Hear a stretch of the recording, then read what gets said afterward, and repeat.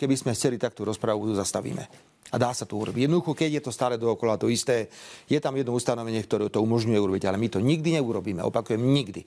Oni nám to robili v minulosti, my to robiť nebudeme. Takže... Ak parlament zostane nečinný, respektíve nefunkčný, pretože je vystavený obštrukciám, či už jednotlivých poslancov alebo celej parlamentnej menšiny, nemôžu svoje práva vykonávať ani ostatní poslanci. Parlament nie je schopný plniť si svoje funkcie, ktoré mu ústava priznáva a pri výkone ktorých je nezastupiteľný. Obštruovanie parlamentu znamená, že ostatní poslanci nemôžu vykonávať ich poslanecký mandát, čo predstavuje zásah do ich práv. To len stručný citát z rozhodnutia Ústavného súdu, ktorý pojednával o tom, ako nerokuje Národná rada, čo je obštrukciou, čo nie je obštrukciou a aký je pohľad na určitý typ obštrukcie zo strany porušovania práv ostatných poslancov Národnej rady. A preto mi dovolte podať procedurálny návrh v zmysle paragrafu 35 odseku 7 rokovacieho poriadku, aby Národná rada rozhodla o uzavretí rozpravy hlasovaním. Vážené pani poslankyne, pani poslanci, prosím, prezentujte sa a hlasujte o tomto návrhu.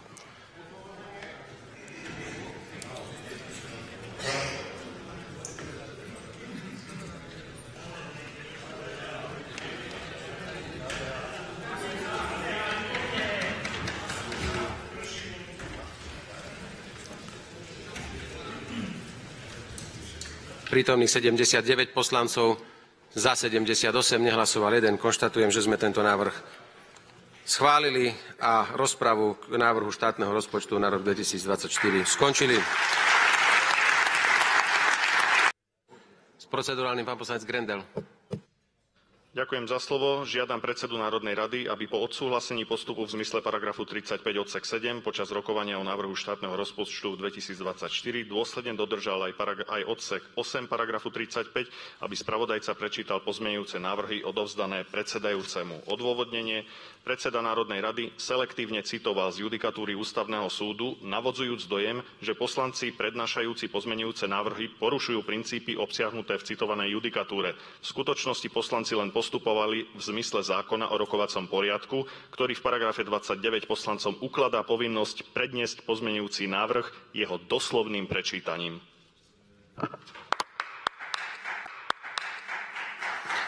Ďakujem veľmi pekne. Budeme pokračovať, dámy a páni, hlasovaním, pretože podávam procedurálny návrh, aby sme o návrhu o štátnom rozpočte hlasovali ihneď. Prosím, prezentujme sa a hlasujme.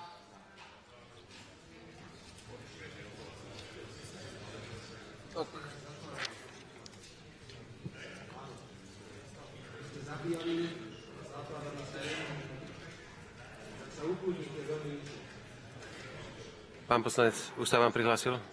Áno. Počkajte, ja obnovím hlasovanie. Teraz. Ja som len pozastavil, to je bežná vec, pán kolega. Že netrvalo 20 sekúnd, ale trvalo 25, to je normálna vec. Ja som ho ani nezrušil, ani iba som ho pozastavil časovo. 79 prítomných, za 78 nehlasoval 1. Konštatujem, že sme tento návrh schválili.